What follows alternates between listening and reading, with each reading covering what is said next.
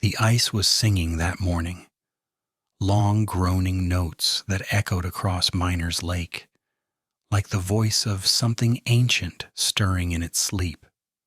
I stood at the edge of the access road, breath fogging in the pre-dawn dark, and listened the way I'd learned to listen over 11 years in the Upper Peninsula. Ice talks to you if you know how to hear it. Expansion cracks sound different from stress fractures. Safe ice hums. Dangerous ice moans. That morning the lake was doing something I'd never heard before. A high, thin keening that rose and fell like an animal in distress. I told myself it was the cold. 23 below zero, cold enough that the moisture in my nostrils froze with every inhale, cold enough that my coffee had started skinning over before I finished the drive out from my cabin. Extreme temperatures do strange things to frozen water. That was the rational explanation, and I was a rational man. My name is Fenris Ironhold, and in January of last year, I was a park ranger specializing in winter safety patrols for the National Park Service. Pictured Rock's National Lakeshore and the surrounding wilderness had been my jurisdiction for more than a decade. I knew every trail, every lake, every ice fishing shanty that went up each winter like a small temporary village. I knew which spots held walleye and which held nothing but weeds. I knew the wolves by their territory boundaries, the way their howls echoed different in the cedar swamps versus the hardwood ridges. I thought I knew everything worth knowing about that forest. I was wrong. The sun was still 2 hours from rising when I keyed my radio for the morning check-in. Static crackled. Then dispatch's voice came through, tinny and distant, the way it always sounded this far out. Linda worked the early shift, had for 15 years. We'd never met in person, but I knew her voice better than I knew most people's faces. Station 12, checking in, I said. Starting Beaver Lake patrol route. Copy that, 12. Weather Service has another front coming in tomorrow. You might want to wrap early. Noted. Anything on the board? 2 ice fishing permits. Pulled at Miners yesterday, group of 4 at Legion Lake. Oh, and Earl called in again about the wolves. I sighed, watching my breath crystallize and fall. Earl Pelletier owned a bait shop in Munising and considered himself an expert on local wildlife, despite never venturing more than 100 yards from his truck. What's Earl's problem now? Says he hasn't heard them howling in almost 2 weeks. Thinks there might be poachers hitting the packs. Linda's voice carried the particular flatness of someone who'd heard too many of Earl's theories. I told him you'd look into it. Appreciate that. Have a good patrol, Fenris.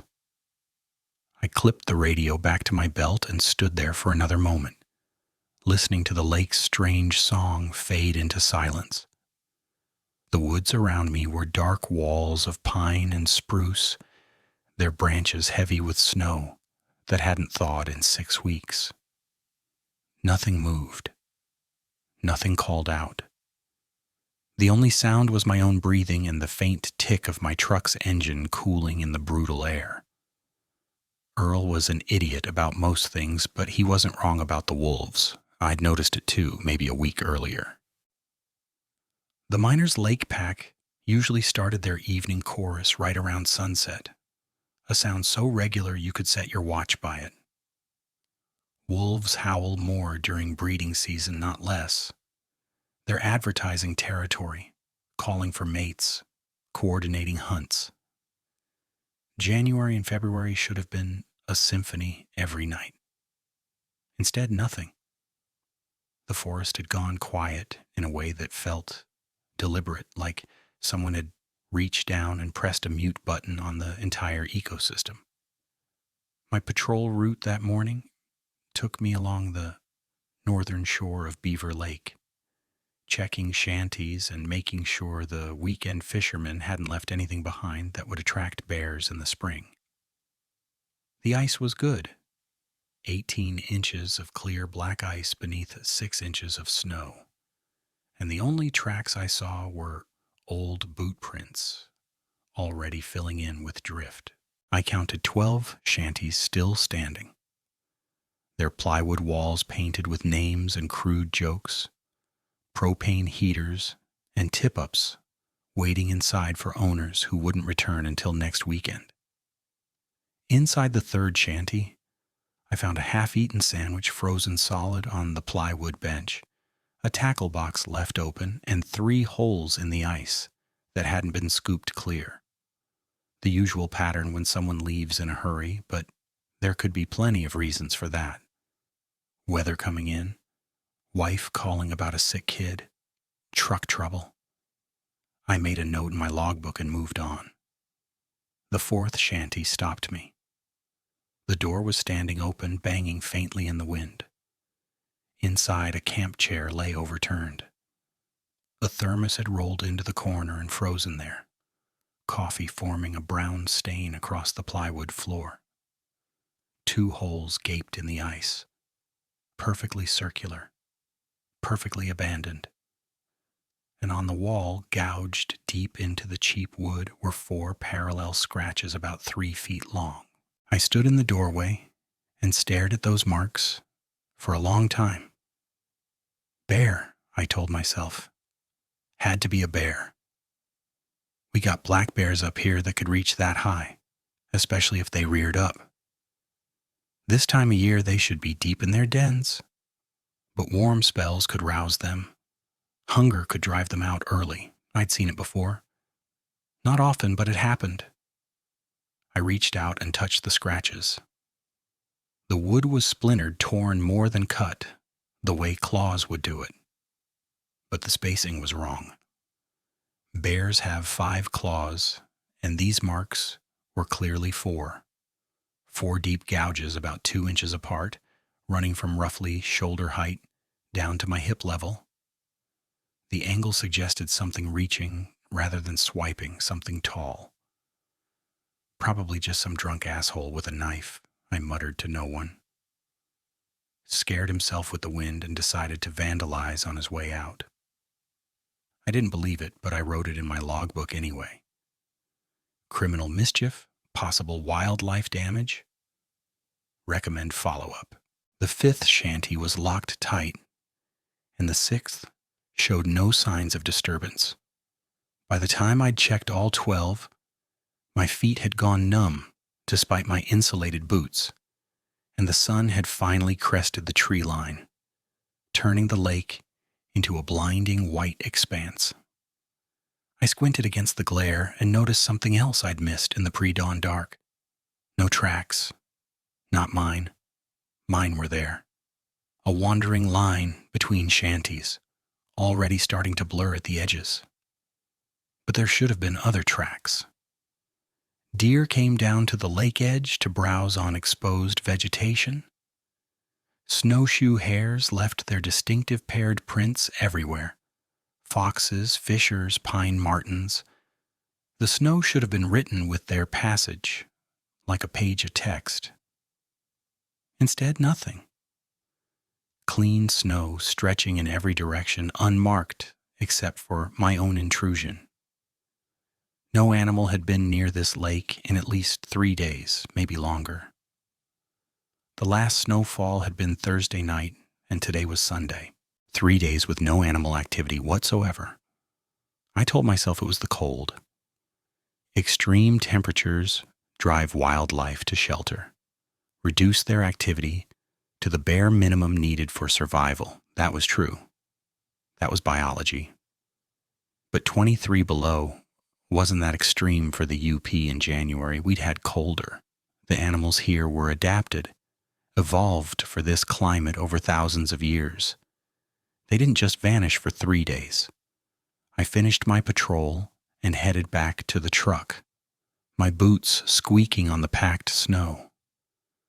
The lake had stopped its strange singing.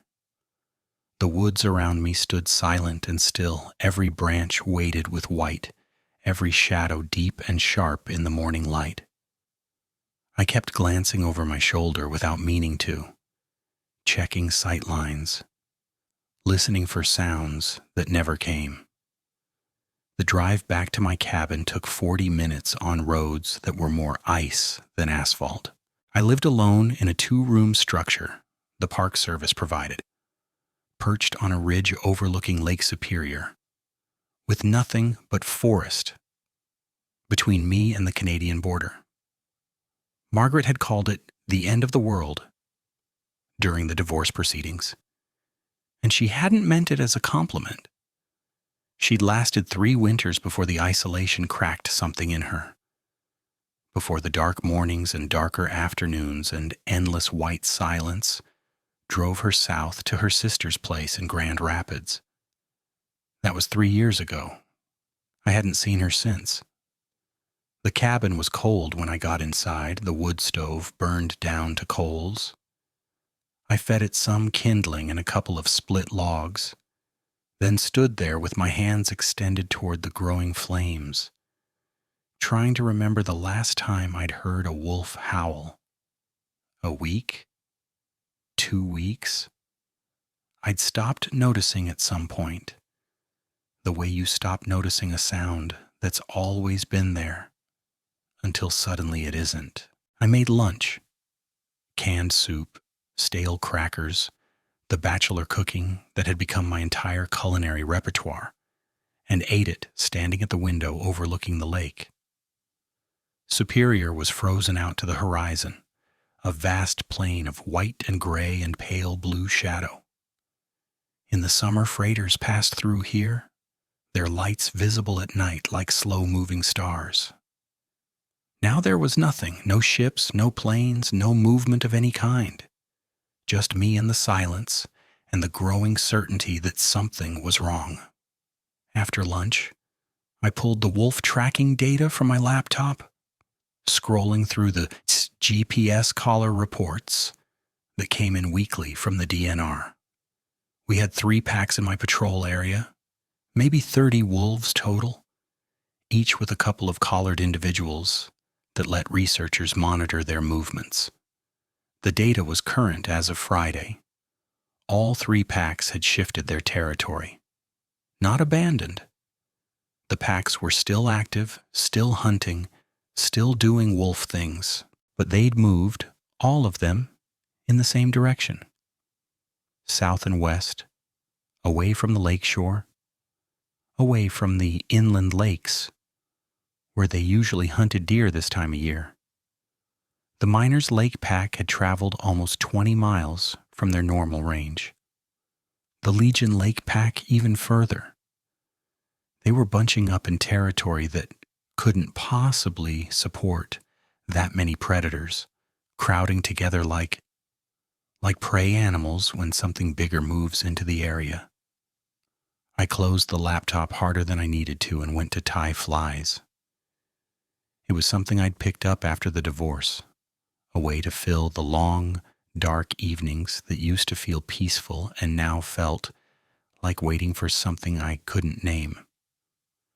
I had a workbench set up by the window, a good lamp, boxes of feathers and thread and hooks in various sizes. The work required focus, precision, steady hands. It kept me from thinking too much. That evening I tied a dozen woolly buggers in olive and black, working by lamplight, while the wind picked up outside. The cabin creaked around me, settling sounds I knew intimately after more than a decade in this place. I heard the refrigerator hum and the fire crackle and the distant moan of ice on the big lake, pressure ridges grinding against each other in the endless cold. What I didn't hear was wolves. What I didn't hear was anything else. No owls hunting, no foxes barking, no coyotes yipping at the edge of hearing. The forest had gone tomb silent, and sitting there in my warm cabin with my flies and my lamp and my careful, rational mind, I felt something I hadn't felt since childhood, something I didn't have a name for, something that curled in my chest like smoke and whispered that the dark outside my windows was no longer empty. The next morning, 2 ice fishermen from downstate showed up at the ranger station to file a complaint.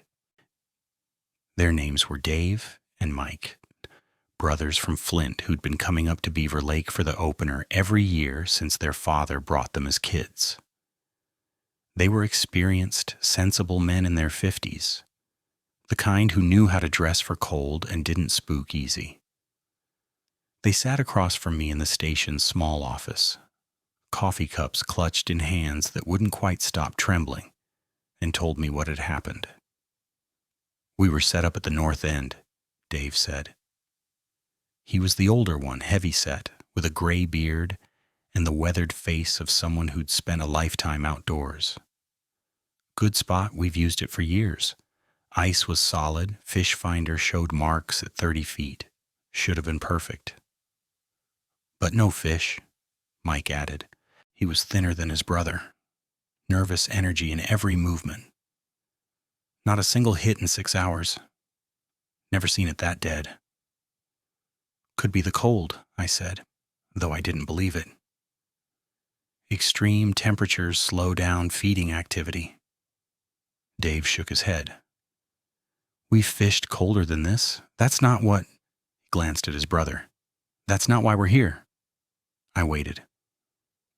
"Something came past our shanty last night," Mike said. "Something big."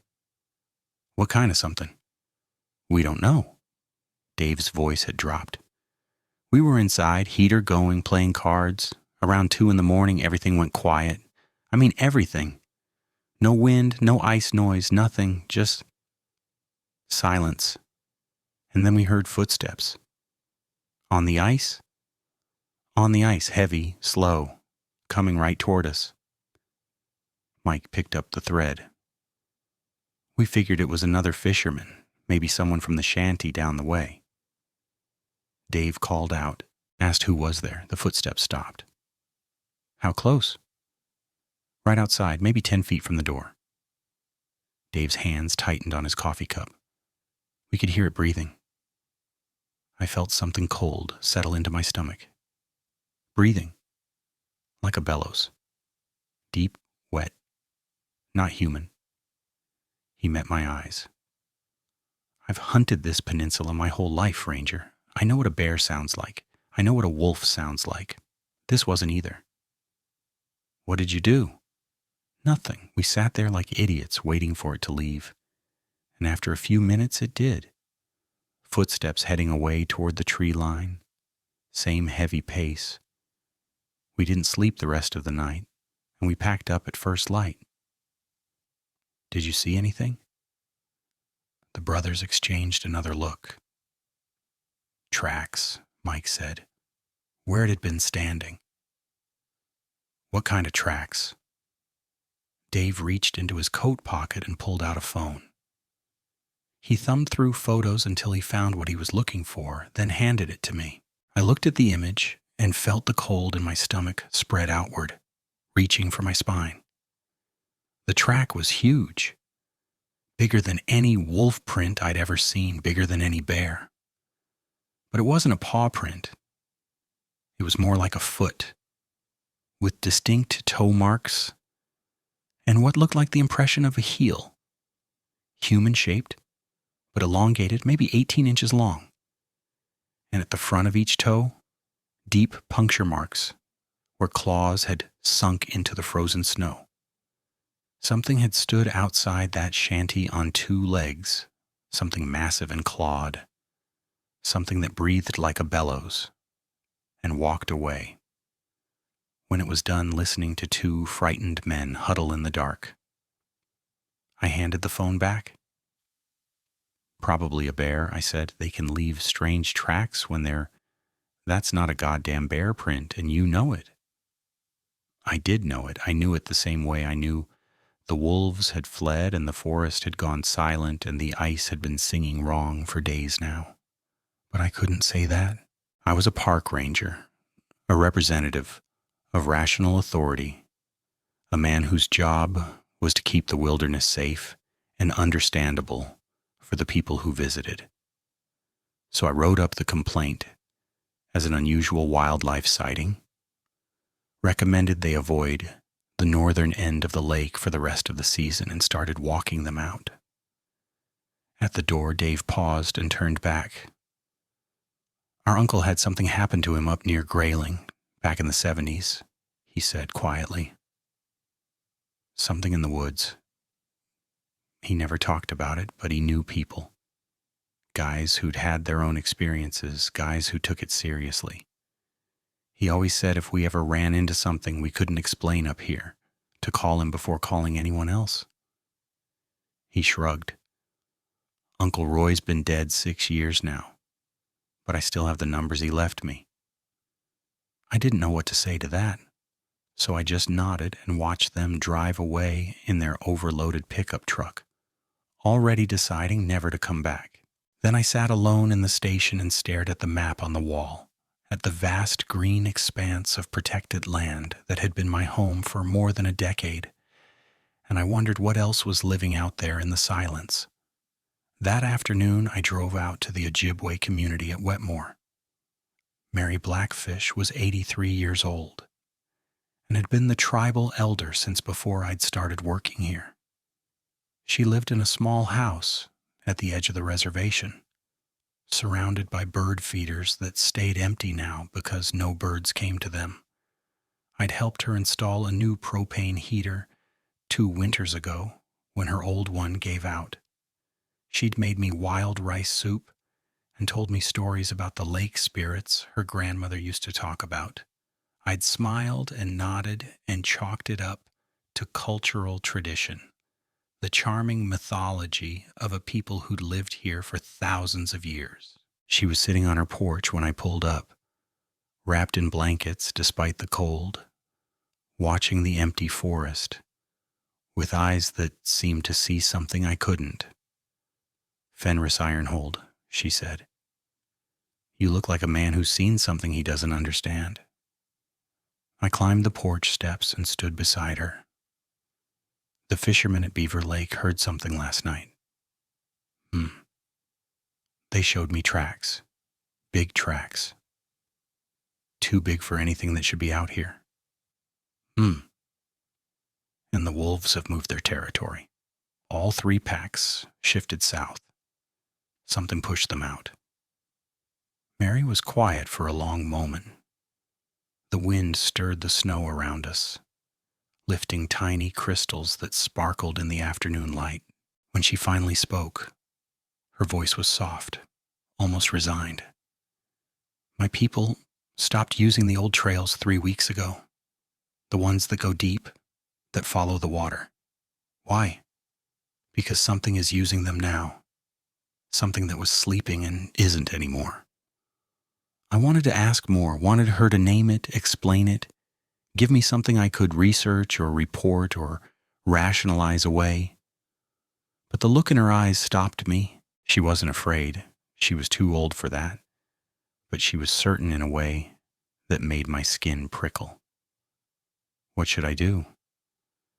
"Go home, Fenris. Lock your doors. Don't go into the deep woods after dark." "That's my job." "Then find a new job." She finally looked at me, and her eyes were full of something ancient and weary and kind. "Some things don't care about your job. Some things just are, and the best you can do is stay out of their way." I drove home as the sun was setting, painting the sky in shades of orange and purple that should have been beautiful but only made the shadows deeper. I told myself Mary was an old woman full of old stories. I told myself the fishermen were spooked by nothing. I told myself the wolves had moved because of natural factors, disease or prey distribution, or something I hadn't considered yet. But when I got back to my cabin and stepped out of the truck, I stopped. The bird feeders I kept by the back door were empty, same as always lately. The snow around them was undisturbed. The woods stood silent and still, every branch motionless, every shadow sharply defined in the failing light. And at the tree line, maybe 30 yards from where I stood, 2 points of light gleamed at roughly 7 feet off the ground. Eyes. I froze. My hand went automatically to the pistol on my hip, but I didn't draw it. I just stood there, staring at those lights, watching them watch me back. They didn't waver, they didn't blink, they just reflected the last of the daylight with a yellow-green sheen that no deer or bear or wolf had any right to possess.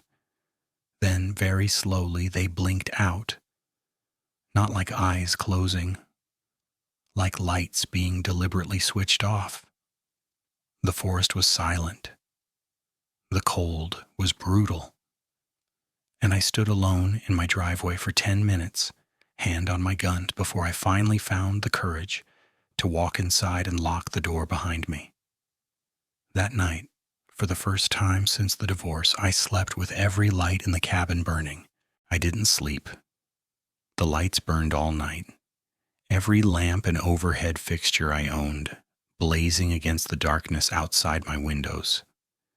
And I lay in bed with my service pistol on the nightstand, and my eyes fixed on the ceiling, listening. The cabin creaked and settled around me the way it always did. Familiar sounds I'd heard 10,000 times before. But now, each groan of timber and pop of contracting wood made my heart stutter. I kept seeing those eyes.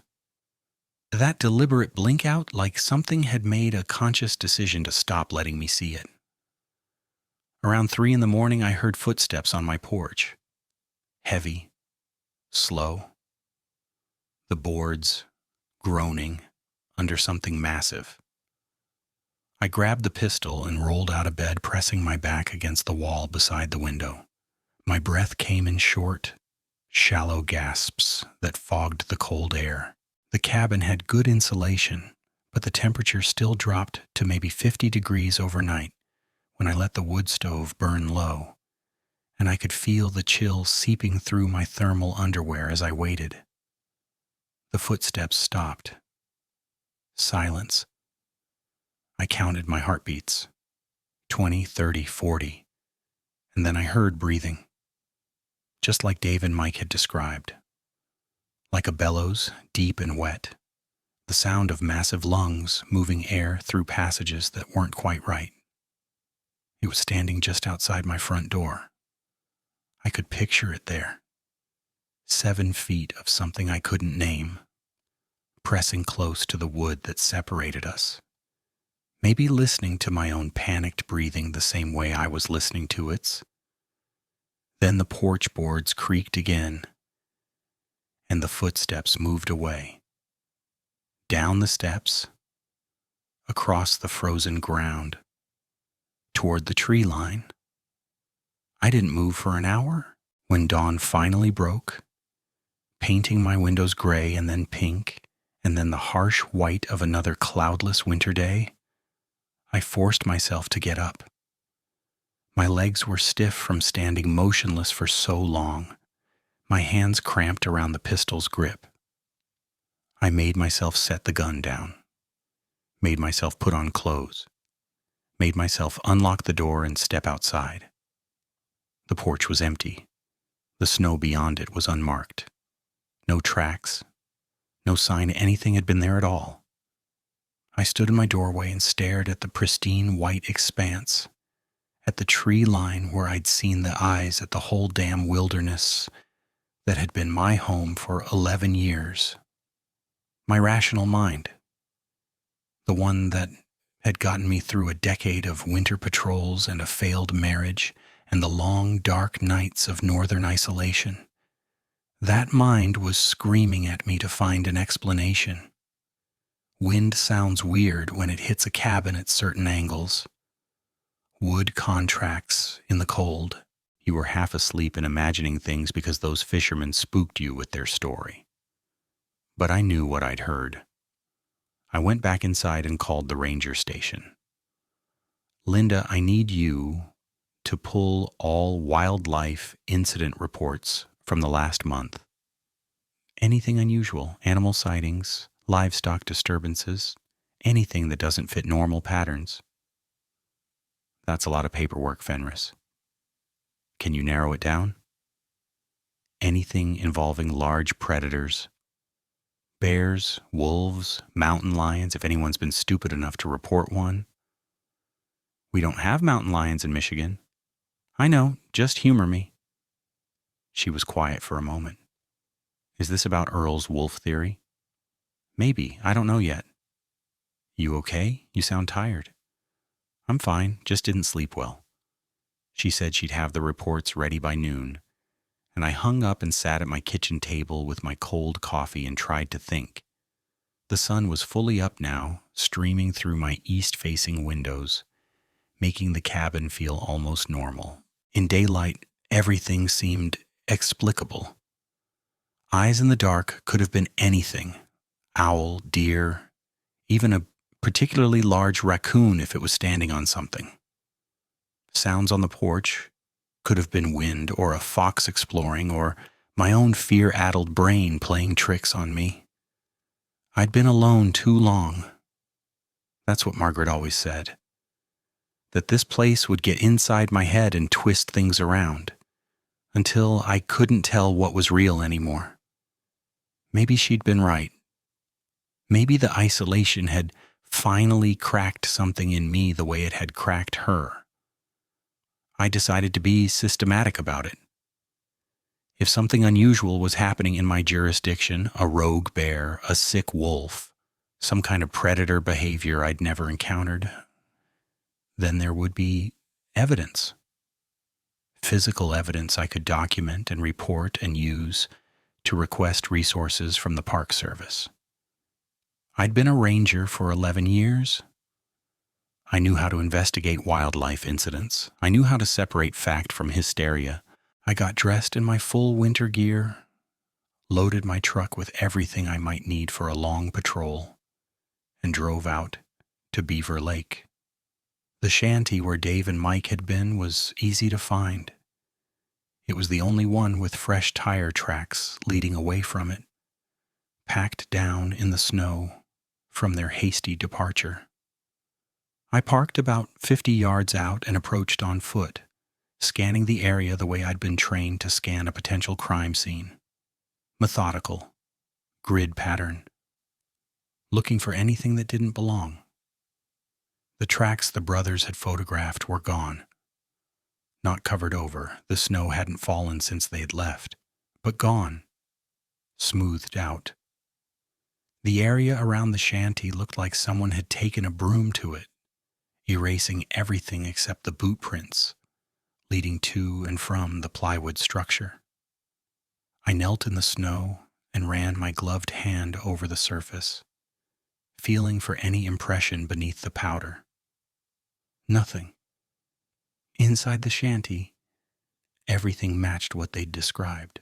Hole in the ice still open, chairs still set up, the faint smell of propane and cigarette smoke lingering in the enclosed space.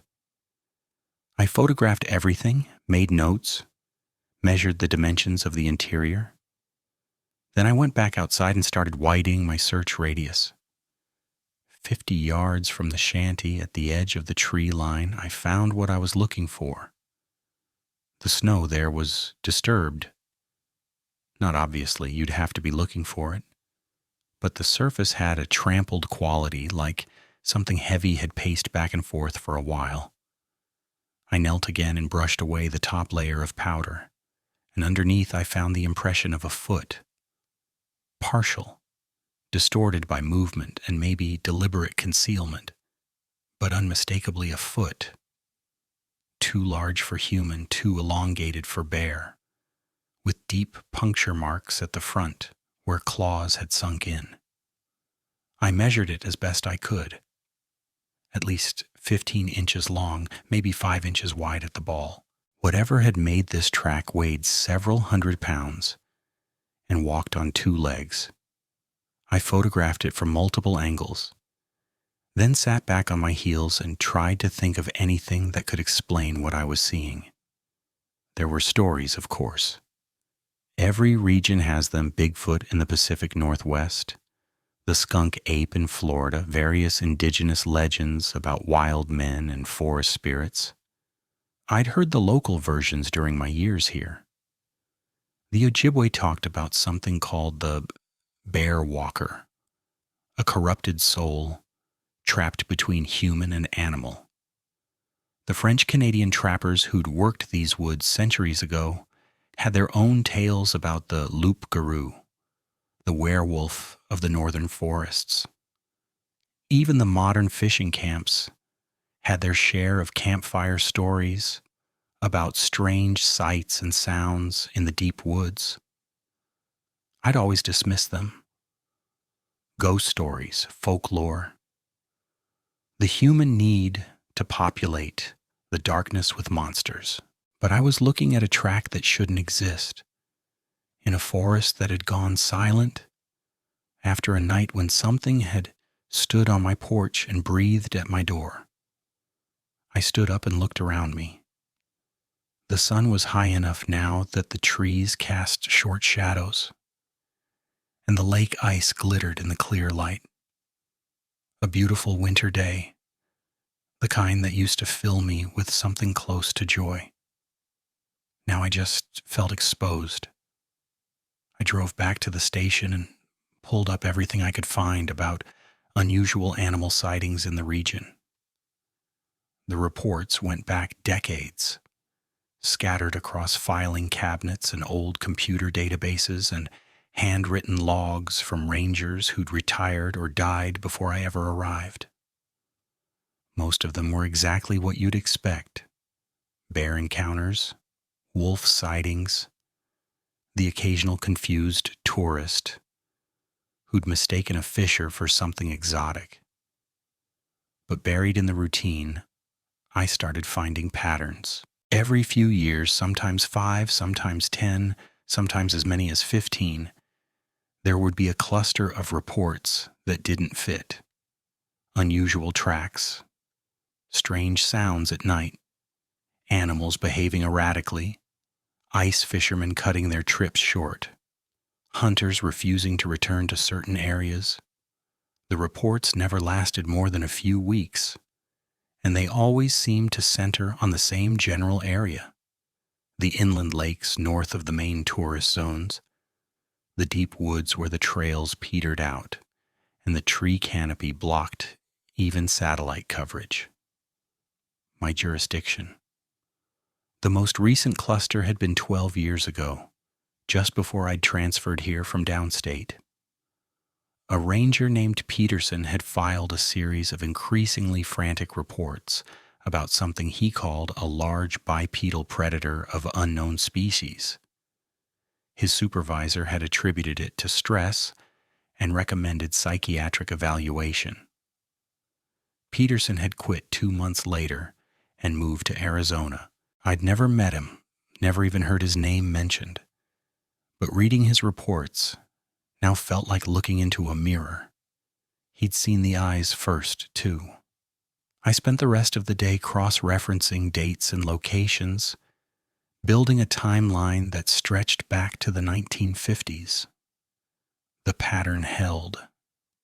Every few years, something stirred in these woods, and every few years, someone noticed. The Park Service had never connected the reports because they were spread across different administrations, different rangers, different decades. Each incident was treated as isolated, explained away, forgotten. But it wasn't isolated. Something lived out there. Something that came and went according to a rhythm I didn't understand. And it was here now. I called my supervisor in Marquette. "Tom, I need to talk to you about the wildlife situation in my sector." "What wildlife situation?" "The wolves have abandoned their territory, all 3 packs, and I'm getting reports of unusual predator activity around the inland lakes." "Earl's been bending your ear, hasn't he?" I could hear the smile in Tom's voice, the patronizing amusement of a man who spent most of his time in an office and thought he understood the wilderness better than the people who actually lived in it. Fenris, it's February in the UP. Everything's trying not to freeze to death. The wolves probably found better hunting grounds south. It happens. I found tracks at Beaver Lake this morning. Bipedal. At least 15 inches long. Bear. Bears don't walk on two legs for extended distances, and they don't... Look, I appreciate the dedication, but we don't have the resources to chase every weird footprint that shows up after a heavy snowfall. Write it up, file it, and move on. Unless you've got a body or actual property damage, there's nothing to investigate. I wanted to argue. I wanted to tell him about the eyes and the breathing and the way the forest had gone wrong quiet for days.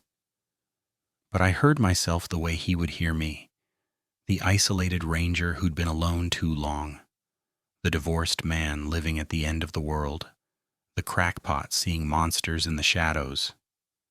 "Fine," I said, "I'll file the report." "Good man, and get some sleep, will you? You sound exhausted." He hung up, and I sat there in the station with my useless reports and my useless evidence and the growing certainty that no one was going to help me. That night, I made myself go back to the cabin. I told myself I was being ridiculous. Whatever I'd seen, whatever I'd heard, it had been at distance. It hadn't tried to get inside. It had just watched, just listened, just observed. Maybe it was curious about me the same way I was curious about it. Maybe it had no interest in a solitary ranger huddled in his cabin. Maybe it would move on the way it apparently always did, and in a few weeks, the wolves would come back, and the birds would return to the feeders, and everything would be normal again. I told myself a lot of things. The sun set around 5:30, that rapid plunge into darkness that happens in the northern latitudes during deep winter. 1 minute the sky was gray with approaching twilight. The next it was full dark, the stars emerging with painful clarity, the temperature dropping so fast you could almost feel the air crystallizing around you. I built up the fire, ate dinner standing at the counter, and tried to read a book about fly fishing techniques that suddenly seemed absurdly trivial. Around 8 o'clock, I heard the ice on Superior start to sing, not the normal sounds. The groans and cracks and pressure releases that were as familiar to me as my own heartbeat. This was different, higher, thinner, almost melodic. The same keening I'd heard at Miners Lake 2 days ago, rising and falling like something calling out across the frozen water. I went to the window and looked out. The moon was almost full, hanging fat and yellow above the tree line, casting shadows so sharp they looked painted on the snow. The lake stretched away to the horizon, a vast white plain broken only by the dark lines of pressure ridges and the distant smudge of ice hummocks. Nothing moved. Nothing should have moved. The temperature was 26 below. Nothing with blood in its veins should have been out there. But something was. I saw it at the edge of the trees, maybe 100 yards from my cabin, a shape, tall and dark, standing motionless against the moonlit snow. Too big for a man, too upright for a bear. Just a silhouette, a cutout of blackness where something was blocking the light. I grabbed my binoculars and pressed them to my eyes, adjusting the focus with hands that shook despite my best efforts to steady them. The shape swam into clarity, and I felt my breath catch in my throat. It was at least 8 feet tall, maybe 9, broad across the shoulders but narrow at the waist, with arms that hung past where its knees should have been. Its head was wrong. Too long, too flat on top, with a muzzle that jutted forward in a way that made my hindbrain scream predator. It was covered in something dark, fur or hair that matted and clumped in the cold. And it was looking right at me. Even through the binoculars, even across 100 yards of moonlit snow, I could feel those eyes on me. Not the reflected glint I'd seen before, but actual eyes, pale and luminous, watching me watch it. For maybe 30 seconds, we stared at each other. Then it moved, not toward me, across my field of vision, parallel to the tree line, covering ground with a loping stride that ate distance like nothing I'd ever seen. Its legs bent wrong, jointed at angles that shouldn't have worked, but it moved with a fluid grace that made my stomach turn. Fast, so impossibly fast.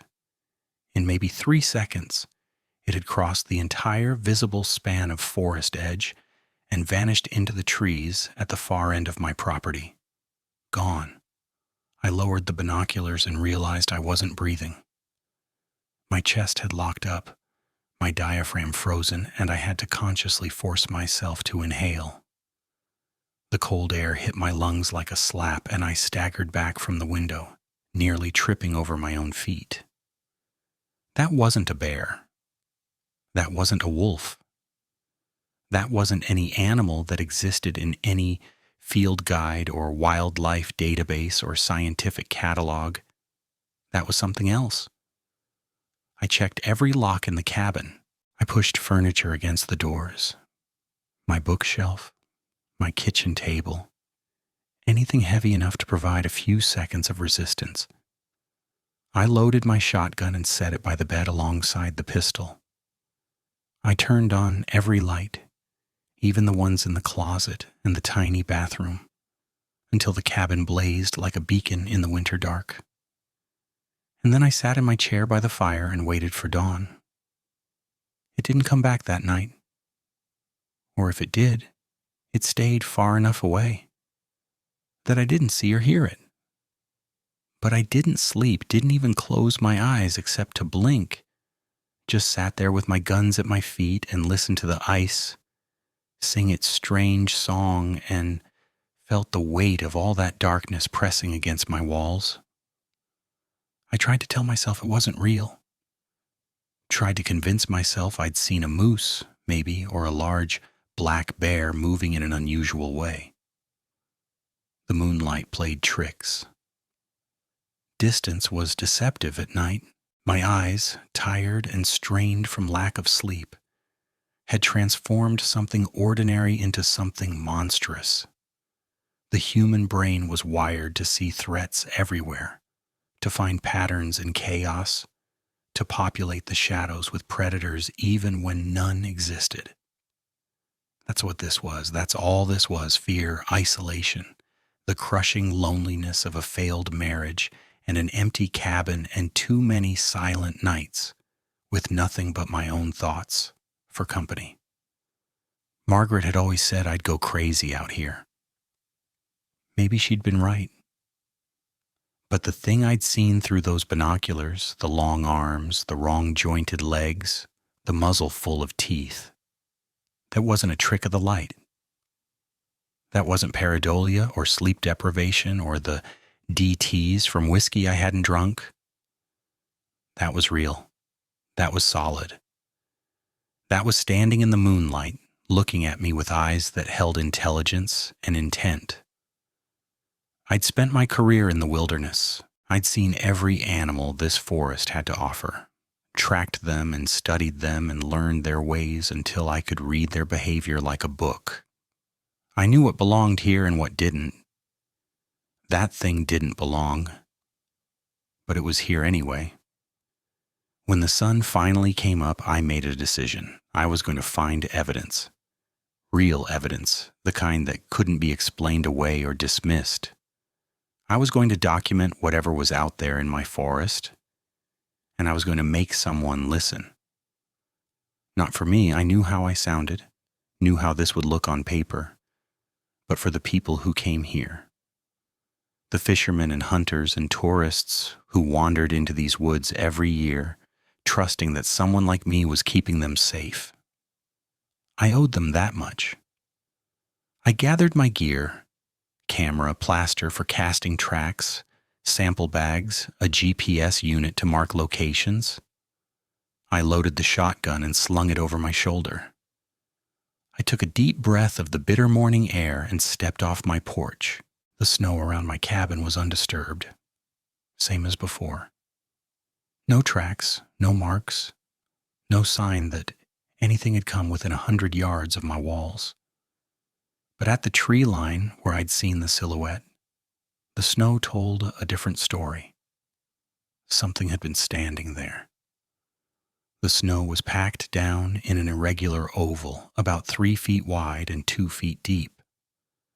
Whatever had made it had stood in that spot for a while, long enough for its body heat to melt and refreeze the top layer into a crusty shell. I photographed it, measured it, noted the GPS coordinates. Then I followed the tracks into the forest. They were clearer here, protected from the wind by the dense canopy of pines. Footprints, unmistakably, each one at least 18 inches long and sunk deep into the snow. The stride length varied, sometimes 4 feet, sometimes 6, sometimes as much as 8 when it had apparently broken into a run. I followed them for maybe a quarter mile, deeper into the woods than I usually went on foot, until the tracks led to a frozen stream and vanished on the ice. I stood on the bank and looked both ways, but the ice was windswept and clear, showing no sign of passage. Whatever had made those tracks was smart enough to know how to hide its trail. I made my way back to the cabin, cataloging everything I'd found, building a case I knew no one would believe. 2 days passed without another sighting. I maintained my patrol schedule, checking ice conditions and inspecting shanties and doing all the things a ranger was supposed to do, but my heart wasn't in it.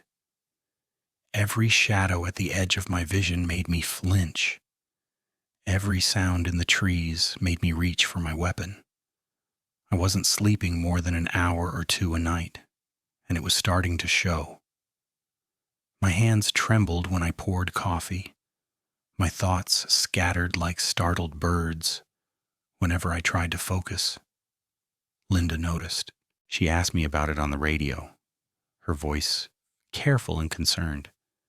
And I told her I was fine, just coming down with something. She didn't believe me, but she didn't push. On the 3rd night, I saw it again. I was driving back from a late patrol, following the forest road that wound along the lake shore toward my cabin. The headlights cut a tunnel through the darkness, illuminating the packed snow and the tree trunks that crowded close on either side. The radio was playing something low and twangy, some country station out of Marquette. And I was thinking about dinner and whiskey and the long, cold hours before dawn. Then my headlights caught something in the road ahead.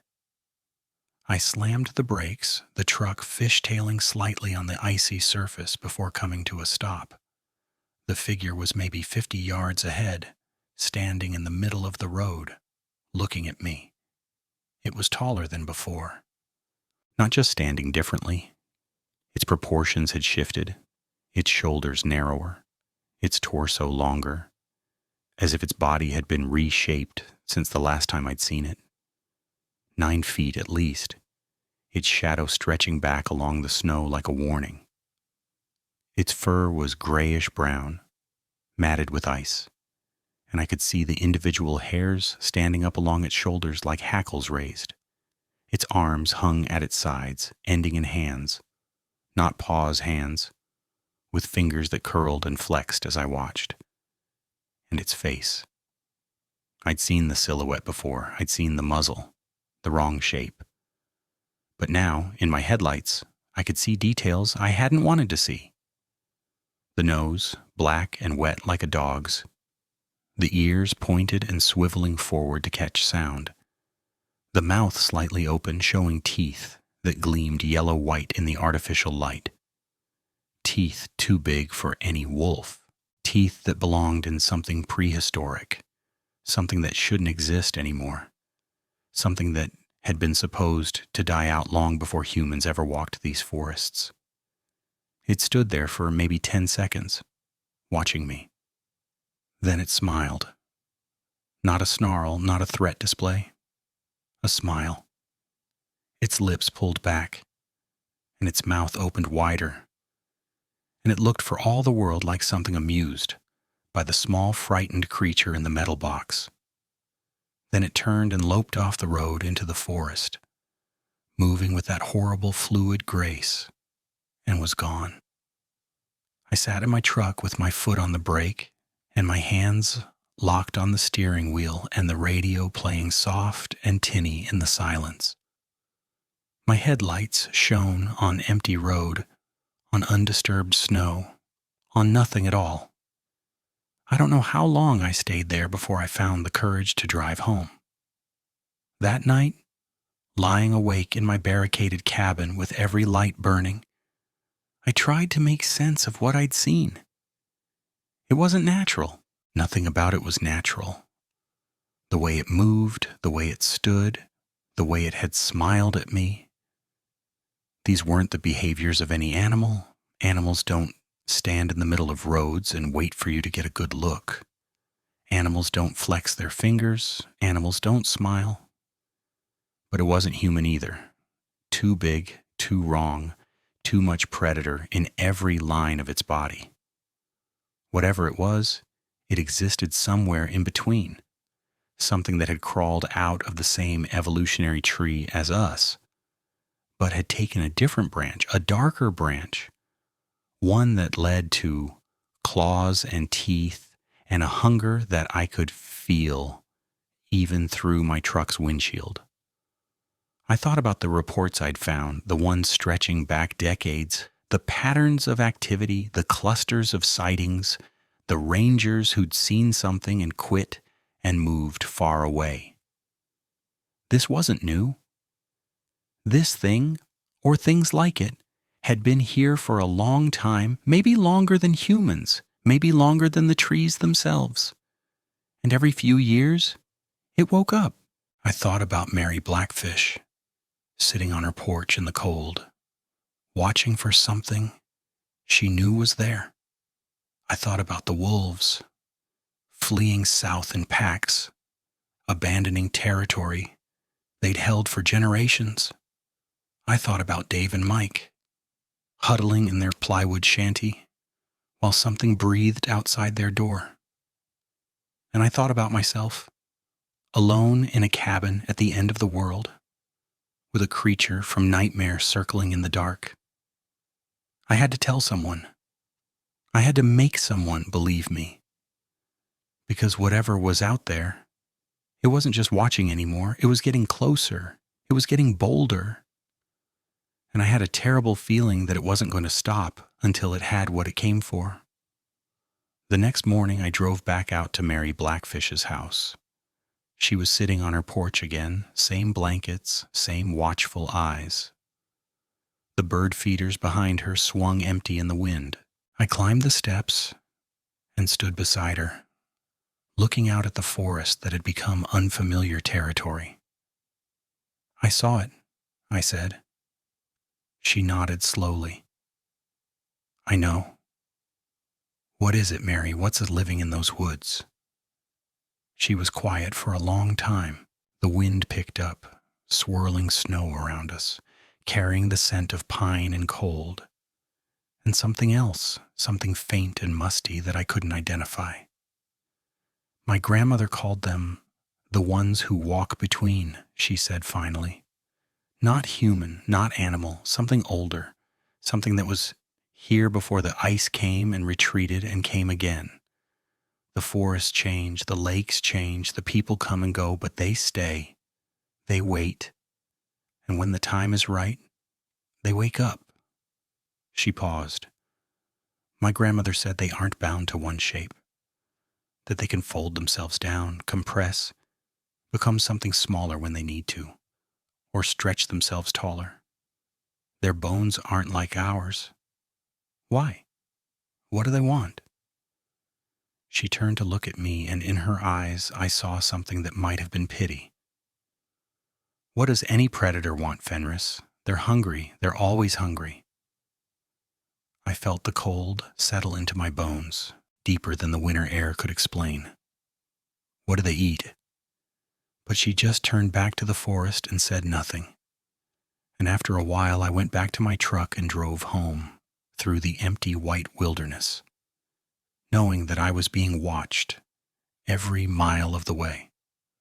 The drive back from Mary Blackfish's house took 45 minutes, but it felt like hours. Every shadow between the trees seemed to pulse with hidden movement. Every snow-laden branch looked like it might be concealing something crouched and waiting.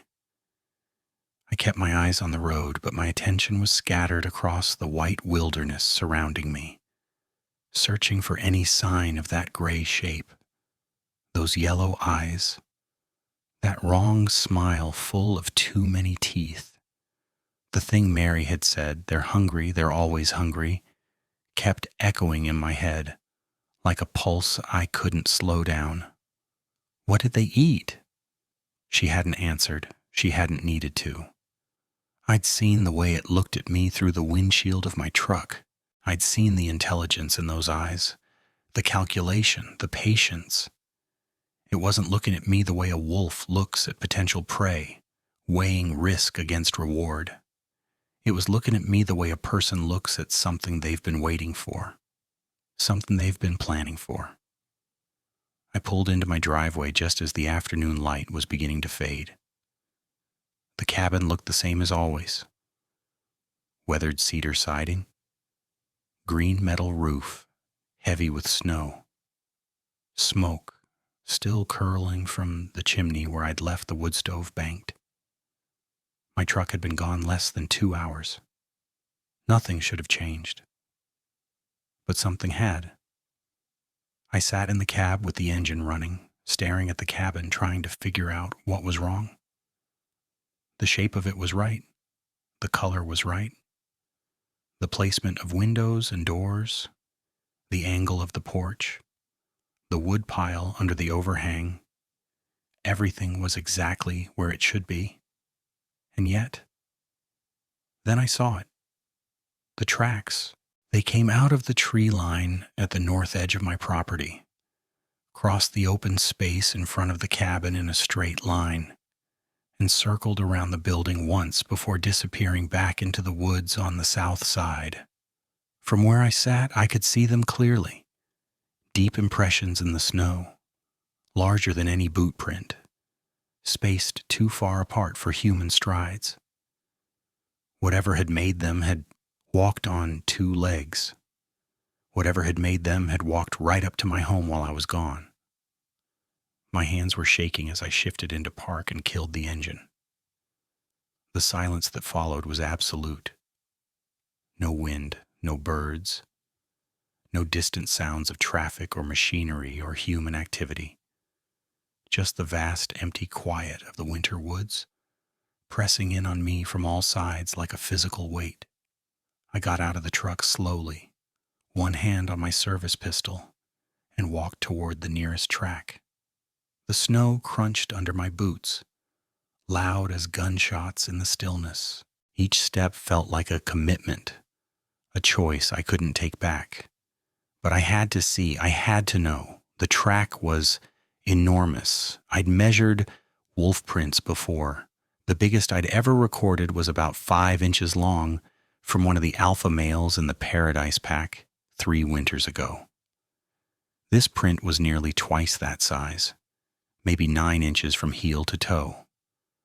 Smaller than the tracks I'd found at Beaver Lake. Those had been 15 to 18 inches. The difference nagged at me. Same shape, same proportions, but a completely different size. As if this was a different animal entirely, a smaller one. The shape was wrong too. Not round like a canine pad, but elongated, almost human in its proportions.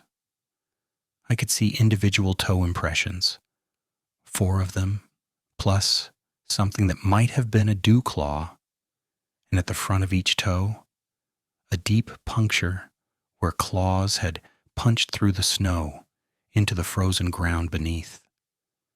I followed the tracks around the cabin, my heart hammering against my ribs. They circled the building exactly once, passing within inches of each window, pausing at each door. At the back entrance, the one I rarely used, the tracks stopped for a long time. The snow was churned and compressed there, like something had stood and shifted its weight, stood and waited and watched. There were marks on the door frame, too. 3 parallel grooves, maybe half an inch deep, running vertically down the weathered wood. Claw marks. It had been here. While I was talking to Mary Blackfish about the ones who walk between, while I was learning that something ancient and hungry lived in these woods, that same something had walked right up to my home and tested my doors with its claws. The first time it came to my cabin, the night on the porch, it left nothing, no tracks at all. Now it was printing its presence deep into the snow for me to find. It left tracks when it wanted me to know. The nights it didn't leave any, those were the ones that kept me up. I stood there in the fading light, breathing hard, trying to think. The tracks led back into the forest on the south side of the property, disappearing into a stand of red pine so dense that the branches interlocked like fingers. I couldn't see more than 20 feet into the shadows. Anything could be in there. Anything could be watching me right now. I went inside and locked the door behind me. Then I checked every window, every entrance, every possible point of vulnerability. The cabin had been my refuge for 11 years, the place I came to escape the noise and chaos of the world. Now it felt like a trap. The wood stove was still burning low, cast in flickering orange light across the walls. I fed it more fuel, building up the fire until the metal sides began to glow, and the heat pushed back the cold that seemed to seep through every crack and gap. Then I sat down at my desk, turned on my computer, and started writing. I wrote everything down: the silent woods, the empty ice, the eye shine at 7 feet, the shape on the lake, the figure on the road, the tracks around my cabin, every detail, every observation, every piece of evidence I could remember. I didn't know who would read it or whether anyone would believe it, but I needed to create a record. I needed to prove to myself that this was real, that I wasn't losing my mind, that something was actually out there. It took me 3 hours to get it all down. By the time I finished, full dark had fallen outside, and the temperature had dropped to 15 below. I saved the file to 3 different locations: my computer, a thumb drive, and my email, and then I picked up the phone and called the ranger station. Frank Torres answered on the second ring. "Pictured Rocks, this is Torres." "Frank, it's Ironhold." "Fenris, you okay? You sound weird." I took a deep breath. "I need to report something for the record." There was a pause. I could hear the background noise of the station, radio chatter, someone typing, the hum of heating units. Normal sounds. Human sounds. "Okay," Frank said slowly. "What's going on?" "Something's been coming onto my property, some kind of animal, big, really big. I've got tracks around my cabin, claw marks on my door." "A bear?" "No, not a bear. The tracks are wrong. The prints are almost human-shaped, but huge, 9 inches long, and they're bipedal, Frank. Whatever made them was walking on 2 legs." Another pause, longer this time. Fenris, it's February. Bears don't... I know bears don't wake up in February. I know that. I'm telling you, this wasn't a bear. It wasn't a wolf. It wasn't a mountain lion. It wasn't any animal I've ever seen or tracked or read about. It was something else. Something else. His voice had gone flat, the way people's voices go when they're trying to figure out if you're joking or crazy. Like what? I closed my eyes. The image of that shape on the road flashed through my mind, the gray fur, the massive shoulders, the elongated snout, pulling back over those teeth, the way it had flexed its fingers, the way it had smiled. I don't know, I said. That's why I'm calling. I need this on record. I need someone to know what's happening out here.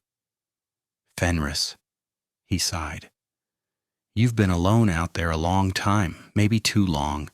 This winter's been brutal. Cabin fever hits everyone eventually. It's not cabin fever. Look, I'll send someone out tomorrow to check on you, okay? Take some pictures of those tracks, see if we can figure out what you're dealing with. But I gotta tell you, man, what you're describing sounds like, I don't know, a story, the kind of thing people tell around campfires. I'm not telling stories, Frank. Something is out here, something dangerous. And if we don't take this seriously, people are going to get hurt. Okay, he said in that placating tone I'd used myself on panicked hikers and lost tourists. Okay. Get some sleep, Ironhold. We'll figure this out tomorrow. He hung up before I could respond. I sat there holding the dead phone, listening to the silence inside and the silence outside, and I knew that no one was coming. No one believed me. No one would believe me until they saw it themselves, and by then it might be too late. I didn't sleep that night. I sat in the main room with my rifle across my knees and my pistol on the table beside me, watching the windows and listening for any sound outside. The fire burned down and I built it up again, burned down and built it up, the cycle repeating through the long, dark hours. Several times I thought I heard movement, a soft crunch of snow, a scrape of something against the siding. But when I looked, I saw nothing but darkness and trees and the endless white expanse of winter. Around 3 a.m, I heard the sound. It started low, almost below the threshold of hearing.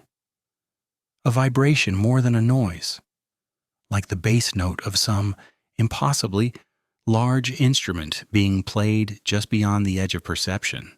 It rose slowly, building in intensity until it became something that I could actually hear. Not a howl exactly, not a scream. Something in between, something that contained elements of both, but was neither. A sound that didn't belong to any animal I knew. It came from the north, from the direction the tracks had emerged. I went to the window, rifle raised, and looked out into the night. The moon had risen, casting pale silver light across the snow. The trees stood motionless, black against the white. Nothing moved, nothing breathed. But somewhere out there, something was calling. The sound rose and fell, a weird, undulating cry that seemed to twist through frequencies my ears couldn't quite process. It lasted maybe 30 seconds. Then it stopped, cut off mid-note, leaving behind a silence so profound that my own breathing sounded obscenely loud. And then, from the south, from the direction the tracks had disappeared, an answering call, the same sound, the same impossible voice. But closer, much closer. There were 2 of them. The realization hit me like a physical blow. All this time I'd been thinking about it, singular, one creature, one predator, one nightmare given form. But there were 2, maybe more. How many of these things lived in the forest? How long had they been out there, watching and waiting and hunting in the dark?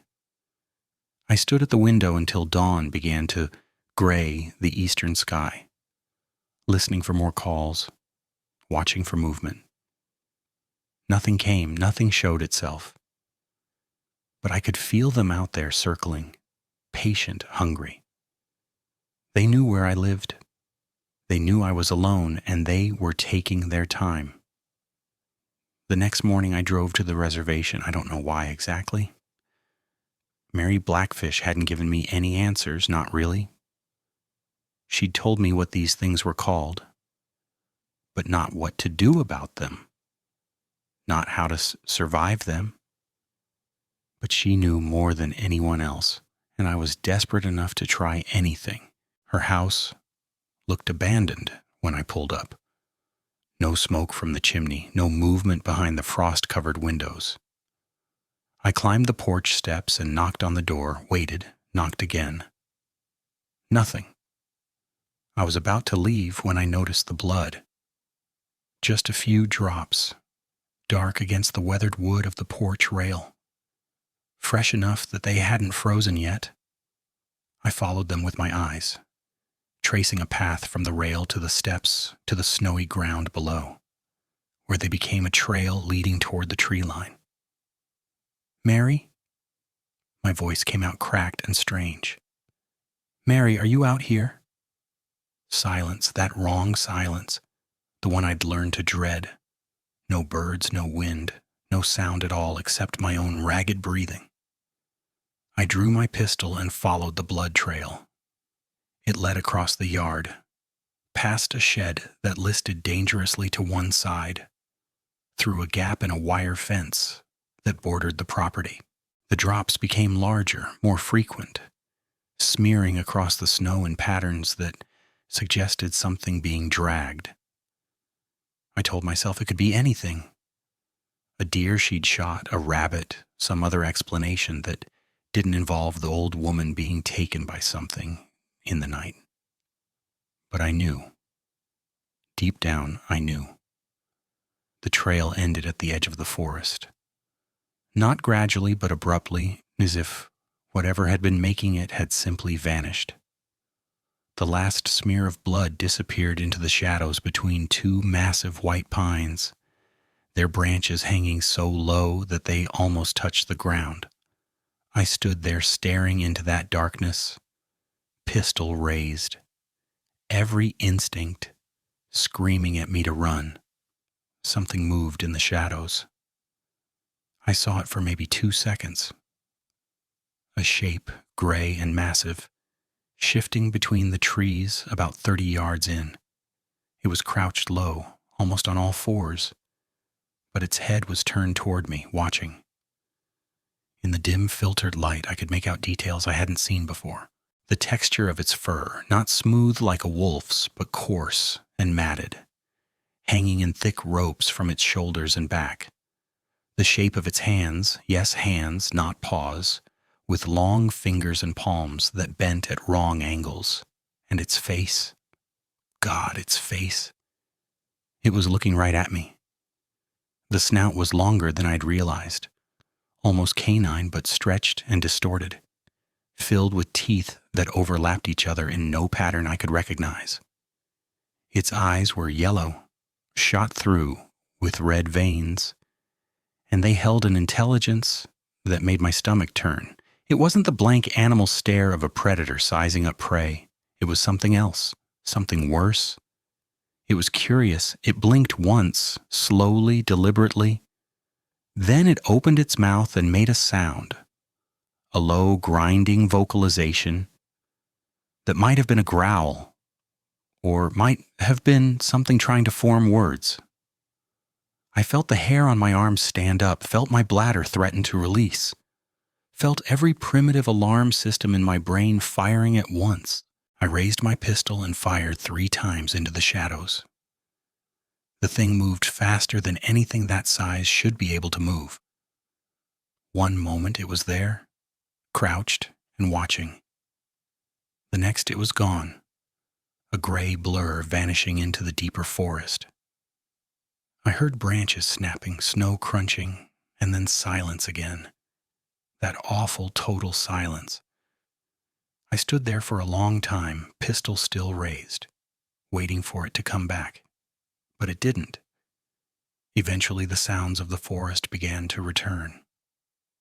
A distant bird, the creak of a branch under ice, the normal noises of the winter woods. Whatever had been there was gone, withdrawn to wherever it waited when it wasn't hunting. I went back to Mary Blackfish's house and called it in, reported her missing, showed the responding deputy the blood trail, the tracks, the claw marks I found on the back of her house, identical to the ones on my cabin. He wrote it all down in his little notebook and asked me if maybe I'd been drinking, and I wanted to scream at him that something was killing people out here, something that wasn't supposed to exist, something that was probably watching us right now from the trees. But I didn't. I just answered his questions and watched him drive away, and stood alone in the old woman's yard as the sun began to sink toward the horizon, knowing that another night was coming and that I had nowhere to go that was safe. They found Mary Blackfish's body 3 days later, or what was left of it. A cross-country skier came across her remains in a ravine about 2 miles from her house, spread across a 100-foot radius of snow and rock. The official report said animal attack. Wolves, probably, maybe a bear that had woken early from hibernation. But I saw the crime scene photos when Torres let me into his office at the station to use the bathroom and accidentally left his computer screen open. I saw what had been done to her. Wolves don't arrange bones. Bears don't crack open skulls and empty them.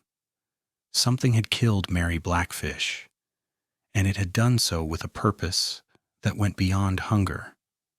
The way her remains were positioned, the patterns made by her scattered possessions, the single item placed carefully at the center of the scene, her wooden necklace, the one with the carved wolf's head she'd been wearing every time I saw her, all of it suggested ritual, intelligence, intent, a message. I requested emergency leave that afternoon. Torres granted it without argument, probably grateful to have his crazy ranger out of the way for a while. I drove back to my cabin in the fading light, packed everything I thought I might need, and left before full dark. I spent that night in a motel in Marquette, 40 miles from the forest, surrounded by cars and lights and people. It should have felt safe. It should have felt like escape. But as I lay awake in that anonymous room, listening to the highway traffic and the ice machine humming down the hall, I heard it again. It was that sound. That impossible call rising and falling in the distance. I got up and went to the window, pulling back the curtain to look out at the parking lot below. Everything was normal. Cars, snow, orange sodium lights casting their glow across the pavement. Nothing moved in the shadows. Nothing watched from the darkness beyond. But the sound continued, faint but unmistakable, somewhere to the north, calling, waiting. It knew where I was. It was following me. I left Marquette at dawn and drove south toward Lansing, toward civilization, toward anywhere that wasn't the Upper Peninsula and its endless forests and the things that lived in them. 300 miles of highway unspooling under my wheels, the trees gradually giving way to farmland, the silence gradually giving way to noise. By the time I reached the state capital, night had fallen again, and I was so tired I could barely see straight. I found another motel, another anonymous room. I locked the door and jammed a chair under the handle.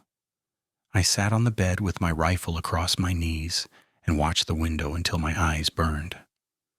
Sometime after midnight, I heard footsteps outside my door, heavy, deliberate, stopping right outside.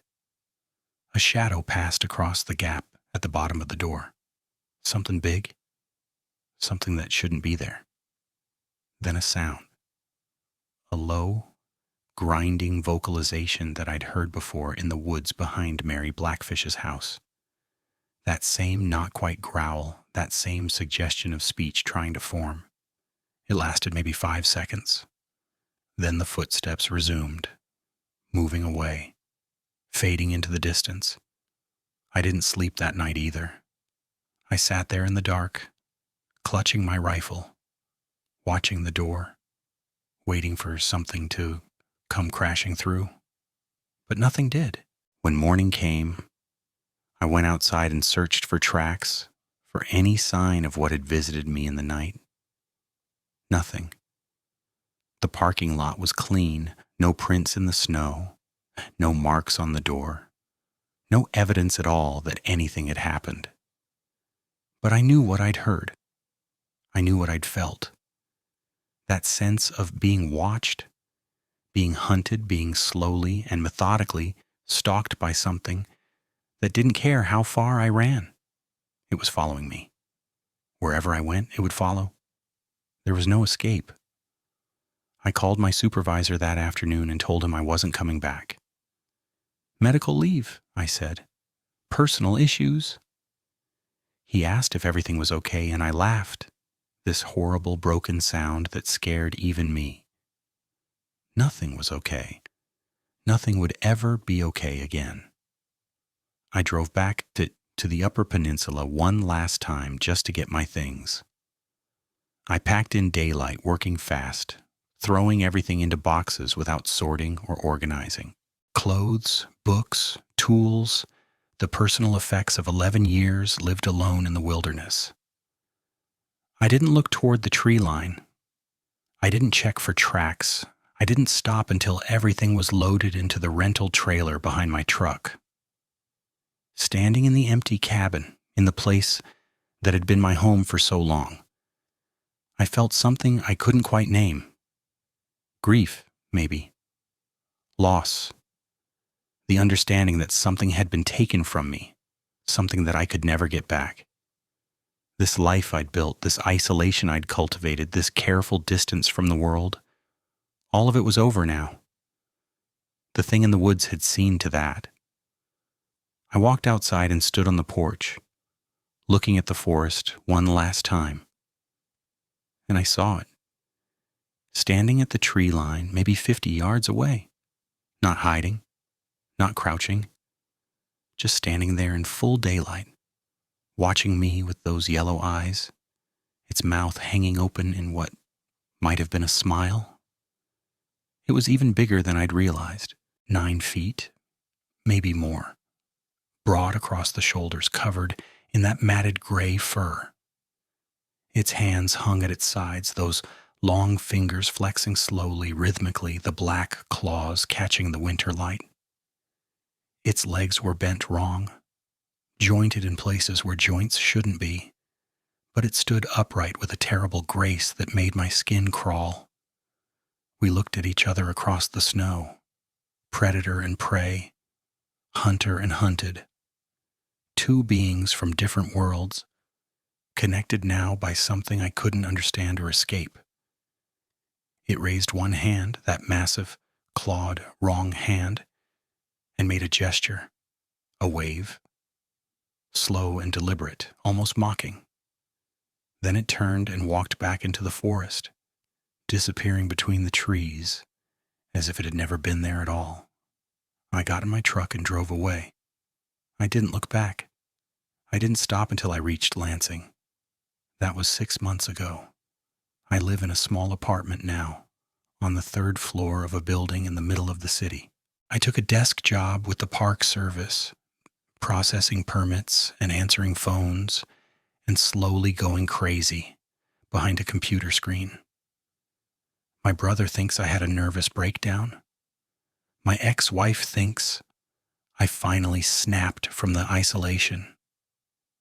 Everyone who knew me before looks at me differently now, with that careful sympathy people reserve for the damaged and the broken. I don't try to explain anymore. I don't talk about what I saw. When people ask why I left the Upper Peninsula, I tell them I was ready for a change. When they ask if I miss it, I say no, I don't miss it. I'm terrified of it because it didn't stay behind. That's the thing no one understands. I thought that by leaving, by running, by putting 300 miles between myself and those woods, I could escape. I thought the city would be safe. But every few weeks, late at night, I hear that sound. That impossible call, rising and falling somewhere in the distance.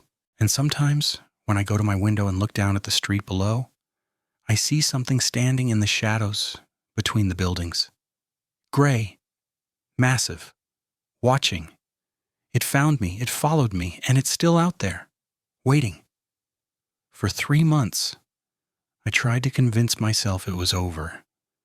3 months of jumping at shadows, of checking the locks twice before bed, of scanning every alley and every dark space between buildings for something that shouldn't exist in a city. Some weeks I almost believed it. Some weeks the silence felt normal instead of ominous, and I could walk to work without looking over my shoulder. Then the signs would come back. The last time I saw it was 2 nights ago. I was working late, trying to lose myself in the tedium of permit applications and compliance reports, when I heard something at my window.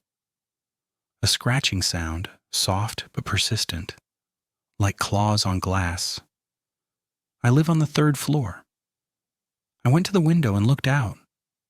Nothing there, just the night and the city lights and the empty air. But on the glass, barely visible, were 3 parallel marks.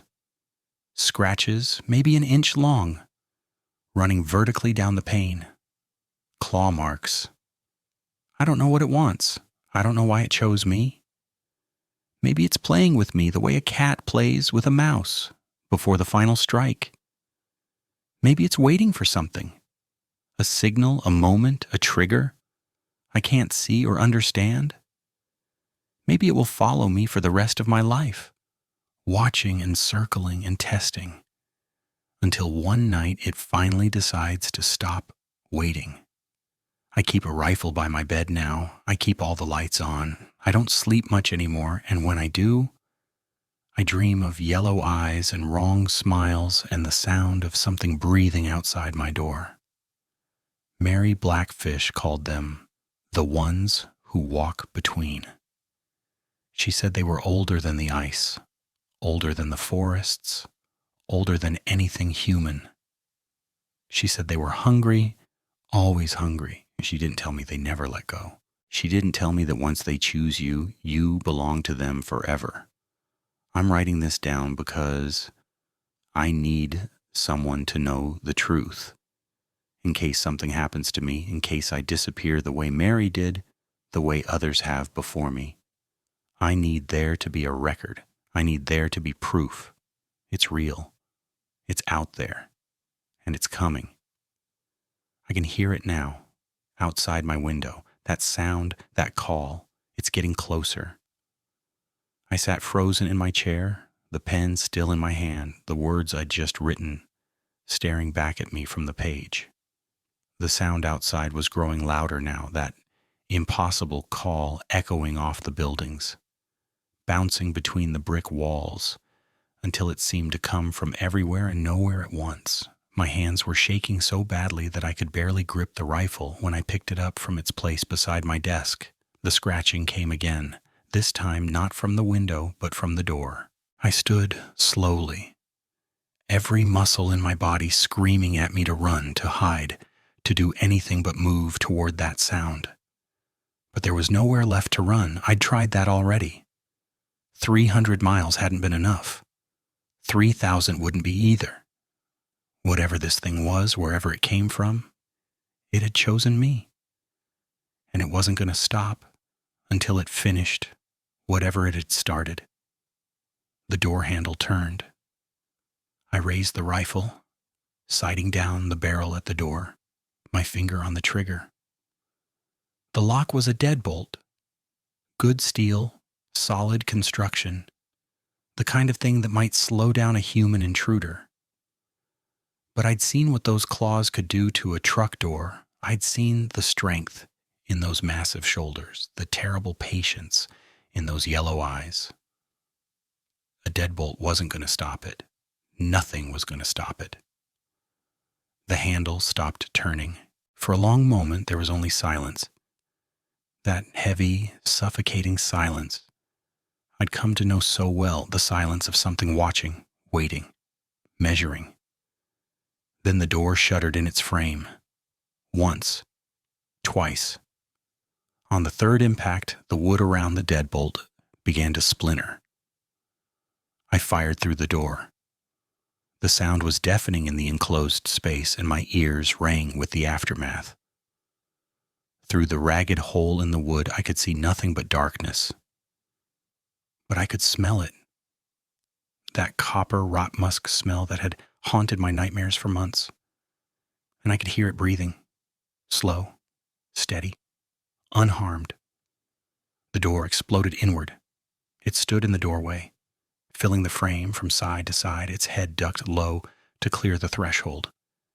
In the harsh fluorescent light of my apartment, I saw it clearly for the first time.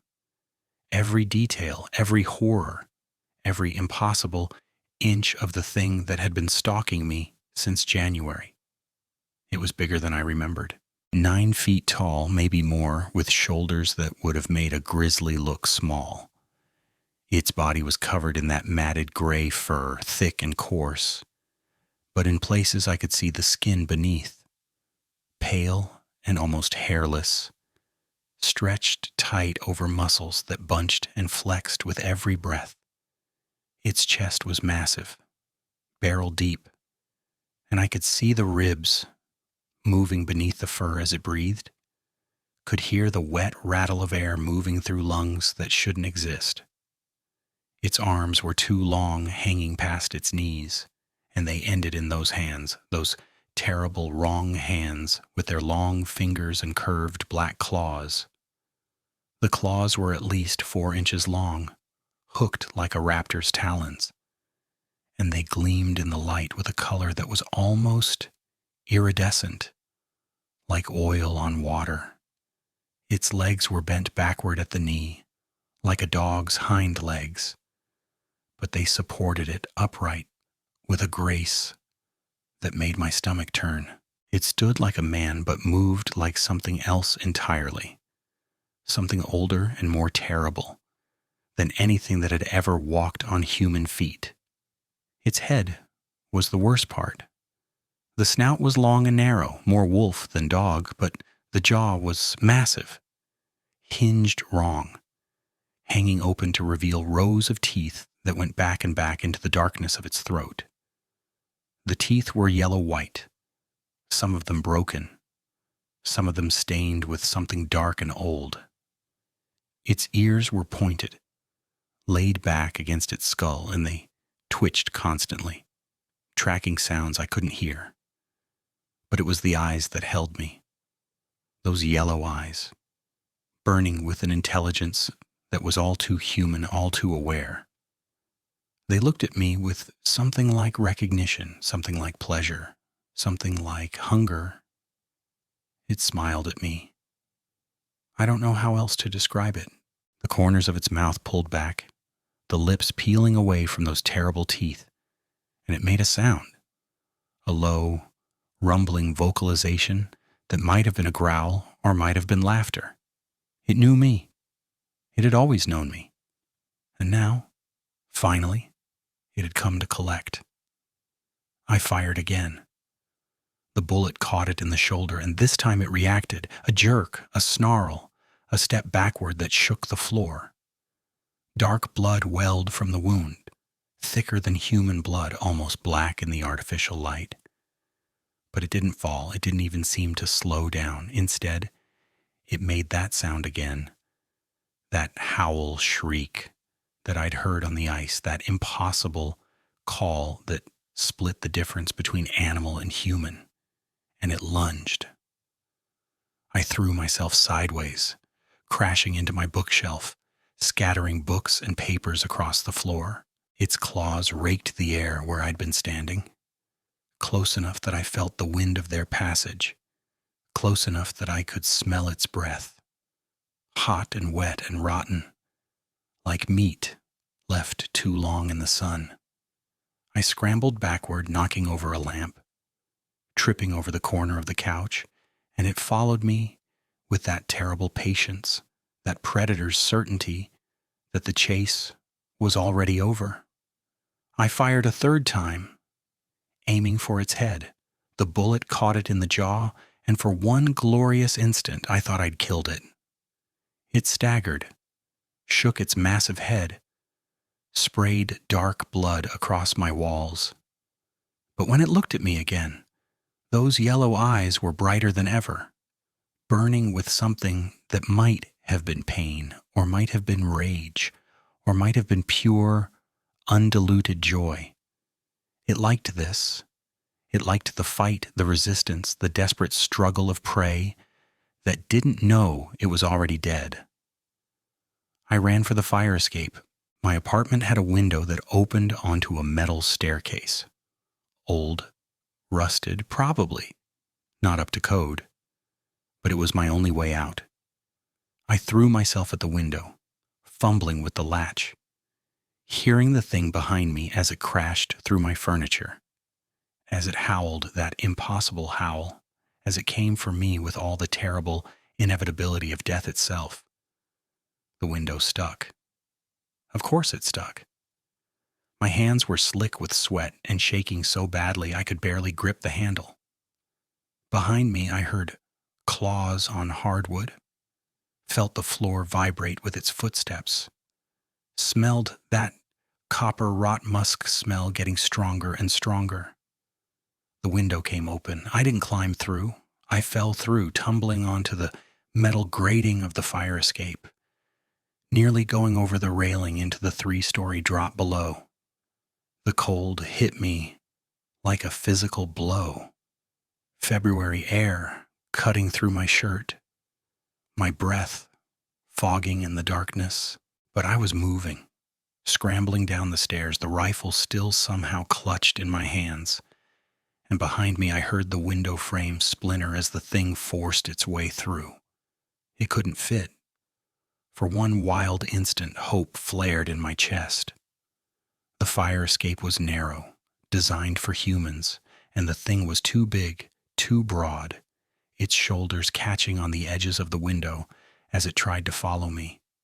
It snarled in frustration, those yellow eyes blazing, and it pulled itself back.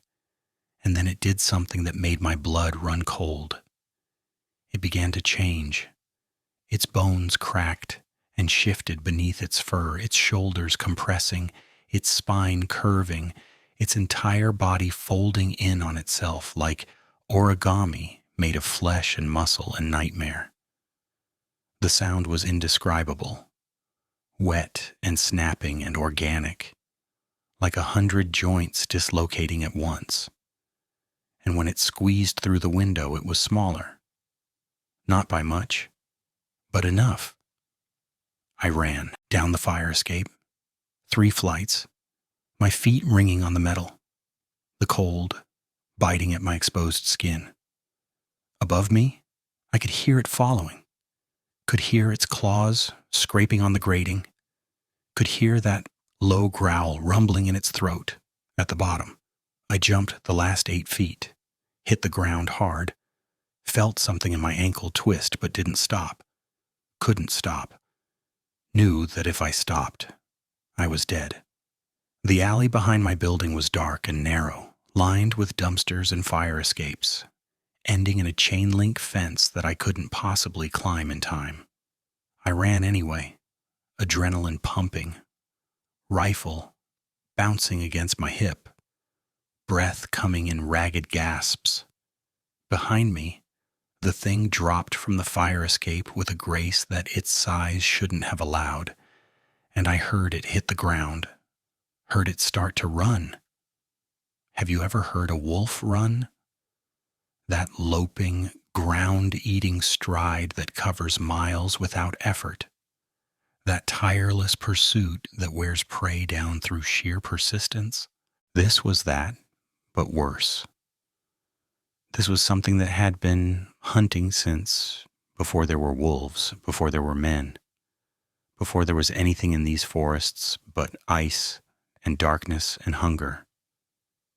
It was faster than me, stronger than me. It had all the time in the world, and I was already tired, already hurt, already running on nothing but fear. I reached the fence and didn't even try to climb. Instead, I spun, brought the rifle up, and fired the last 2 rounds in rapid succession. Both of them hit.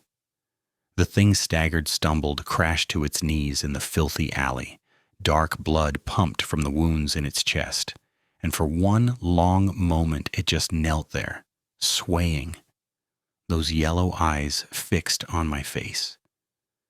Then it made that sound again, that call, that howl, that impossible vocalization. But this time it was different, higher, wavering, almost like a question, almost like a goodbye. It collapsed onto its side, its massive chest heaving, its breath coming in wet, rattling gasps. The fur on its stomach was matted with blood, and I could see where the bullets had punched through. Could see the darkness of its internal anatomy, things that looked wrong, organs that shouldn't exist. A biology that defied everything I knew about the natural world. Its eyes were dimming now, that terrible yellow light fading, and as I watched, its body began to change again. Not shifting shape this time, but simply settling, relaxing, becoming something that looked almost peaceful, almost human. I don't know how long I stood there staring at it, waiting for it to move, waiting for it to rise, waiting for the nightmare to continue. But it didn't move. It didn't rise. It just lay there in the dirty snow of that Lansing alley, bleeding out, dying, finally dying after all these months of terror and pursuit and sleepless nights. I should have felt relief. I should have felt triumph. Instead, I felt nothing at all. The next few hours are a blur. I remember dropping the rifle, my hands shaking so badly that I couldn't have held it anyway. I remember walking out of the alley on an ankle that screamed with every step, emerging onto a street that was empty at 3 a.m, the buildings dark, the city sleeping. I remember finding a payphone, one of the last in the city probably, and standing in front of it for 10 minutes, trying to decide who to call. Not the police. What would I tell them? That I'd shot a monster in an alley? That a creature from Ojibwe legend had been stalking me for months? They'd think I was crazy. They'd probably arrest me for discharging a firearm in the city limits. And even if they believed me, even if they sent someone to investigate, what would they find? A body that didn't look like any animal in the natural world? Evidence that would raise more questions than answers? I called Dave Parsons instead. He'd heard it outside that shanty. He'd seen the tracks. He knew this was real, and he'd mentioned those numbers his uncle left him. People who took this kind of thing seriously. The phone rang 7 times before he picked up, his voice thick with sleep, confused and annoyed at the hour. I don't remember exactly what I said to him. Something about it being over, about needing help, about the body in the alley behind my building. He was quiet for a long time after I finished talking. Then he said he'd make some calls. 2 hours later, 3 trucks pulled into the alley with Michigan plates. Men I didn't recognize, hard-faced, silent, efficient, loaded the body into a tarp, and drove away without a word. One of them handed me an envelope with cash in it, more money than I'd make in 6 months at my desk job. He told me to forget what I'd seen, to never speak of it, to go back to my life and pretend none of this had ever happened. I tried to ask who they were, who sent them, what they knew about the thing I'd killed. He just looked at me with those flat, knowing eyes and said, "There's more than one, Ranger. There's always more than one. Best you stay quiet and stay in the city and hope they don't decide you're worth the trouble." Then they were gone, and I was alone in the alley with nothing but bloodstains in the snow and the memory of yellow eyes that would never stop watching me, even in death. I didn't go back to my apartment that night. Instead, I walked. Miles and miles through the empty streets of Lansing, my ankle throbbing, my hands still shaking, my mind trying and failing to process what had happened. The city had never felt so strange to me. All those buildings, all those people sleeping behind their locked doors, all of them completely unaware of the things that moved in the darkness, the predators that hunted in the spaces between the streetlights. I'd been one of them once, ignorant, safe, blind to the true nature of the world. I'd never be one of them again. Dawn found me sitting on a bench in a small park, watching the sky lighten from black to gray to pale winter blue. The cold had numbed my feet and hands, and I was pretty sure I was going into shock, but I couldn't bring myself to move. I just sat there, thinking about everything that had happened since that night in January when the wolves stopped howling, thinking about Mary Blackfish and her warnings about the ones who walk between, thinking about Dave Parsons and the call he made for me, thinking about the look in those yellow eyes when the thing had waved at me from the tree line, that slow, mocking gesture that had promised this would never be over. It was over now. Maybe. That was 3 months ago. I'm still in Lansing, still working my desk job, still processing permits and answering phones, and slowly losing my mind behind a computer screen. But things are different now. The fear hasn't gone away. I don't think it ever will. But it's changed into something else, something sharper, something that keeps me alert, keeps me watching, keeps me ready for the next time. Because there will be a next time. I know that now. The man who took the body told me the truth. Even if he didn't say it directly, these things, whatever they are, wherever they come from, aren't going extinct. They aren't going away. They've been here for thousands of years, maybe longer, and they'll be here long after I'm gone. I killed one of them, sure. But one isn't all of them. One isn't even close. I've started doing research. It started small, just reading at first, scanning through old newspapers and folklore archives and academic papers about unexplained animal attacks.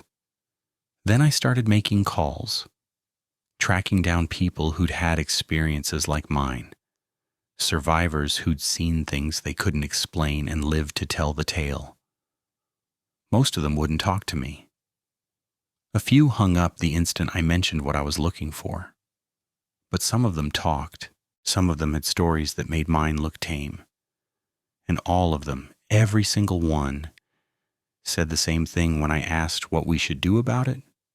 Nothing. Stay quiet, stay hidden, stay in the cities where there are lights and people and the illusion of safety. Don't go into the woods, don't go out at night, don't make yourself a target, because once they notice you, once they choose you, there's no going back. You belong to them forever, whether you like it or not. I don't accept that. I don't know what these things are. Not really, not in any way that makes sense. But I know they can be killed. I proved that. And if one can be killed, others can too. Maybe not by me, not alone, but by people who know what they're looking for, who understand the danger, who are willing to fight back instead of just hiding and hoping. I've started putting together a file. Names, locations, dates, descriptions, everything I've learned, everything I've experienced, everything I've gathered from the others who've survived. It's not much. A folder on my desk, a backup on a USB drive, copies stored in places only I know about, but it's a start. A record. Proof that these things exist and that they can be beaten. Mary Blackfish was dead 3 weeks after our last conversation in the snow. I'd seen what they did to her, the bones arranged in patterns, the skull cracked open and emptied, her carved wolf necklace placed at the center like a signature. The official report called it an animal attack. I knew better.